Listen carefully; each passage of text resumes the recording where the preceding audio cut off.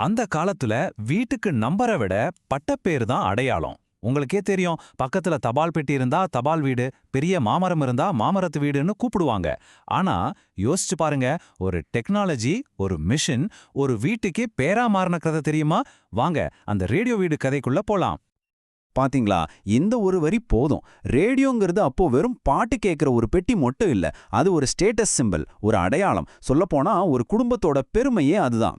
ஒரு வீட்டுக்கு ரேடியோ வீடுன்னு பேர் வருதுன்னா அந்த ஊர்ல அவங்களுக்கு என்ன மாதிரி ஒரு மரியாதை இருந்திருக்கும்னு யோசிச்சு பாருங்க. சரி, இப்ப நாம கொஞ்சம் டைம் டிராவல் பண்ணுவோம். ஒரு நிமிஷம் 20ஆம் நூற்றாண்டு ஆரம்பத்தை நினைச்சு பாருங்க. இப்ப மாதிரி வாட்ஸ்அப், இன்டர்நெட் எல்லாம் கிடையாது. ஏன் பேப்பர் கூட ஊருக்கு வர பல நாள் ஆகும். அப்படி ஒரு உலகத்துல வெளியில என்ன நடக்குதுன்னே தெரியாதப்போ வீட்டுக்குள்ளேயே உலகத்தோட குரலை கொண்டு வந்த ஒரு மேஜிக் பாக்ஸ் தான் ரேடியோ. ஆனா இந்த மேஜிக் எல்லாருக்கும் ஈஸியா கிடைச்சிடல. இன்னைக்கு நம்ம பாக்கெட்ல ஃபோன் வச்சிருக்கோம் இல்லையா? அப்படிலாம் இல்லைங்க. அது ஒரு பெரிய மரப்பெட்டி. உள்ளுக்குள்ள வேக்யூம் டியூப்ஸ், அதாவது வால்வுகள் இருக்கும். இதை ஆன் பண்ண கரண்ட் வேணும். ஆனா கரண்டே அப்போ பெரிய ஆடம்பரம். ஊர்ல சில வீட்ல தான் இருக்கும். பேட்டரியில ஓடுற ரேடியோலாம் அப்போ கனவுல கூட கிடையாது. அதனால ஒரு ரேடியோ வாங்குறதுங்கிறது கிட்டத்தட்ட ஒரு கார் வாங்குற மாதிரி, இல்ல ஒரு நிலம் வாங்குற மாதிரி ஒரு பெரிய விஷயம். அப்பாடா, கஷ்டப்பட்டு காசு சேர்த்து ரேடியோவை வாங்கிட்டோன்னு வச்சுக்கோங்க, இனி ஜாலியா பாட்டு கேட்க வேண்டியதானே. ஐயையோ, அங்கதான் அசல் ட்விஸ்டே இருக்கு.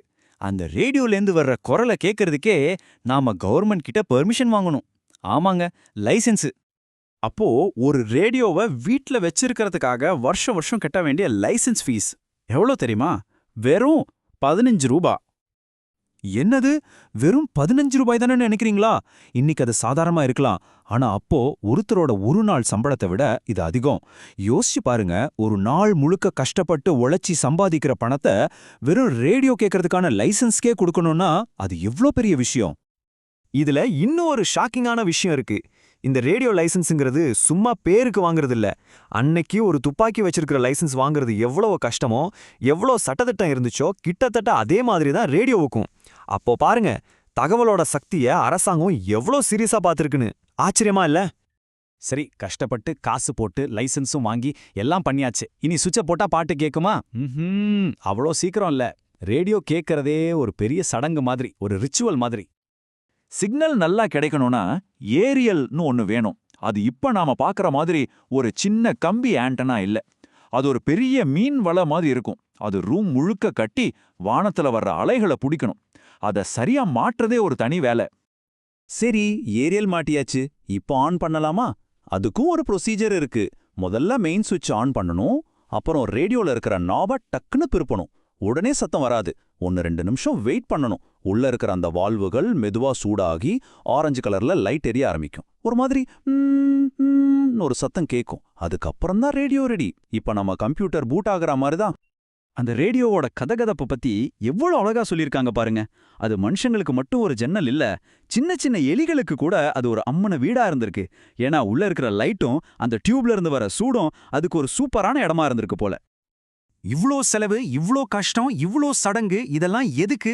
ஏன்னா அந்த ஒரு சின்ன மரப்பெட்டி வீட்டு ஜன்னலை திறந்தா தெரியற உலகத்தை விட ஒரு மிகப்பெரிய உலகத்துக்கான ஜன்னலா இருந்துச்சு. யோசிச்சு பாருங்க, இந்தியாவுக்கு சுதந்திரம் கிடைச்சிருச்சுங்கிற செய்திய முதல் முறையா அந்த ரேடியோ வழியா கேட்டப்போ அவங்களுக்கு எப்படி இருந்திருக்கும்?